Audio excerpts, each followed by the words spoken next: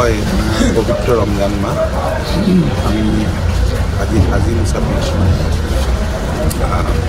সকলো একেলগ হৈছোঁ এটা ইফতাৰ পাৰ্টিত অংশ লৈছোঁ ইয়াত হালাল কমিটিৰ আৰু কেইগৰাকী স্থানীয় গণ্যমান্য এই অঞ্চলৰ আছে আমাৰ কেইবাগৰাকী সকলে এই ইফতাৰৰ আয়োজনত আগভাগ লৈছে আমি আশা ৰাখিছোঁ যে এই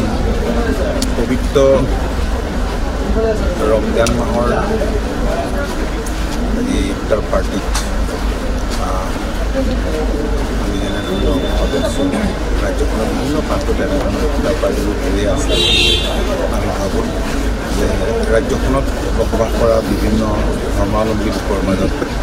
জাতি জনগোষ্ঠীৰ লোকৰ মাজত এই পবিত্ৰ এনেধৰণৰ ৰমজান মাহত যি ইফতাৰ হয় এই ইফতাৰে শান্তি সম্প্ৰীতিৰ এটা সমন্বয় যিহেতু চৰকাৰে ৰাজ্যৰ বিভিন্ন প্ৰান্তত ইফতাৰৰ কাৰণে হয়